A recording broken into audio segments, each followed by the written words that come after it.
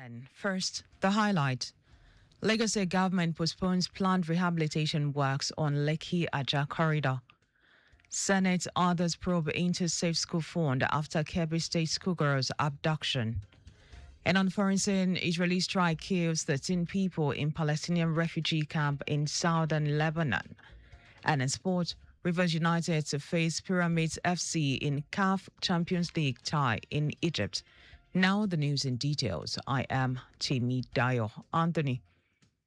The Lagos State government has announced postponement of the planned rehabilitation works on the Lekki-Aja corridor, earlier scheduled to commence on Saturday, 15 November. Commissioner for Transportation Oluwaseun Osiyemi in a statement says a new commencement date will be communicated in due course. Osiyemi says while preliminary activities will continue till the end of the month, full rehabilitation works will not begin until the revised schedule is announced.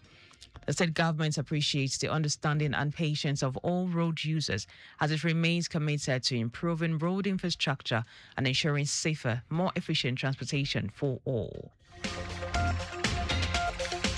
The Lagos State Water Corporation (LWC) has unveiled its new crawler BOT technology, a major step in modernizing and securing portable water supply across the state.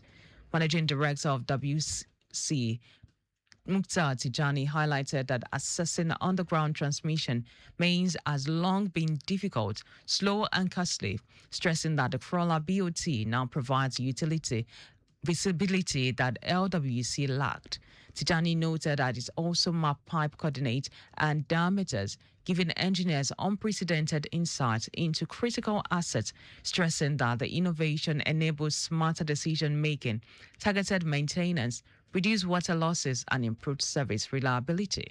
He added that the initiative underscores LWC's commitment to sustainability, operational excellence, and safeguarding Lagos water infrastructure. Nigerian Upstream Regulatory Commission (NUPRC) says the nation's oil output has exceeded 1.7 million barrels per day several times this year. Chief Executive Officer of the Commission, Benga Komolafe, said this at a capacity building training for journalists in Lagos. Komolafe said Nigeria's rig count, an index for measuring upstream activities, also improved while final investment decision FIDs valued in billions of dollars have been taken and within the last 10 months. It said NUPRC remains fully committed to the national aspiration of adding 1 million incremental barrels of oil per day to daily production profile. The chairman of the Independent National Electoral Commission, Josh Amokwita, says despite major gains achieved through the deployment of bimodal voter accreditation system, poor telecommunications connectivity remains the Commission's biggest obstacle to real-time results uploads. Amokwita stated this while speaking at the 2025 Digital Nigeria International Conference and Exhibitions in Abuja, an event organized by the National Information Technology Development Agency. The INEC chairman acknowledged that the uneven quality of network coverage across Nigeria continues to hinder seamless transmission of polling unit results to the INEC results vote viewing portal.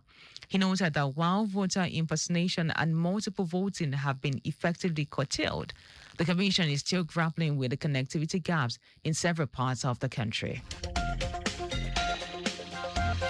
And now to the rest of the stories. The Senate has ordered a full-scale investigation into the Safe School Fund allowing the abduction of schoolgirls in Kebbi State, raising fresh questions about why billions budgeted to secure learning environments have failed to prevent repeated attacks.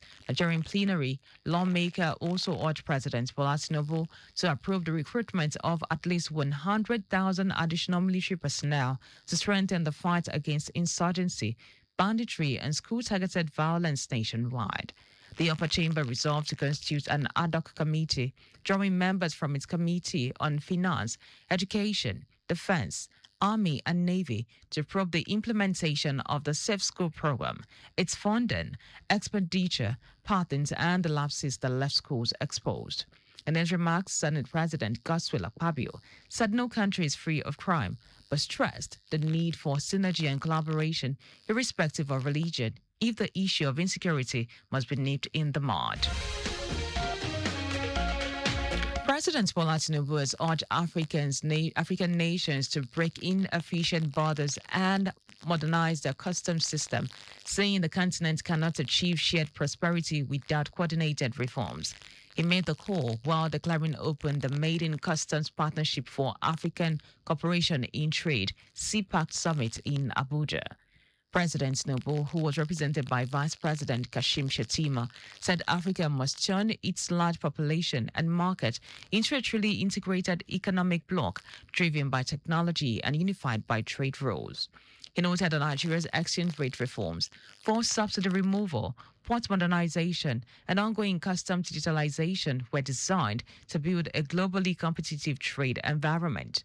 According to him, the national single window due by March 2026 will cut cargo clearance time from 21 days to under 7 and align the country fully with after digital framework. On his part, Custom Controller General Adewale Adeniyi said the extension of this mandate came with a performance indicator directly tied to after implementation. He said Nigeria has deepened engagement with customs administration across Africa to ensure that rules of origin, preferential duties, and trade preferences are properly enforced. And now to foreign news. At least 13 people have been killed in an Israeli strike near a Palestinian refugee camp in southern Lebanon. The Israeli military said it had targeted members of the Palestinian armed group Hamas operating in a training compound in the Ahi el-Hawi area. It said the location was used by Hamas to plan and carry out attacks against Israel, which Hamas rejected as fabrication and lies. Israel has carried out regular airstrikes on people and places in Lebanon since a deal to end the conflict with the Iran-backed armed group Hezbollah. Most strikes have targeted Hezbollah, but Israel has also attacked Hamas in the country. And now to sport. Rivers United will travel to Egypt for its CAF Champions League match day, one encounter against Olders Pyramids FC. The former Nigerian Premier Football League (NPFL) champions arrived Lagos from Port Harcourt on Tuesday night.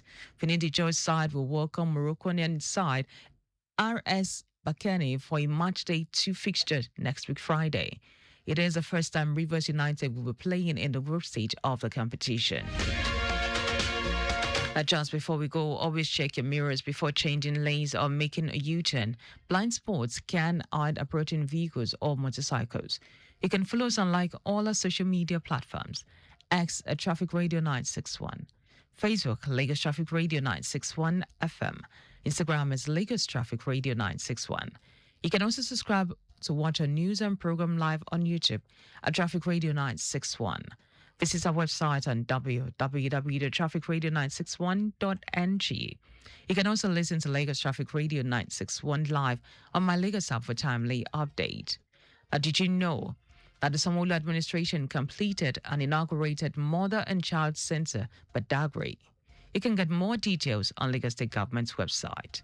And now to end the news, here are the highlights of the major stories.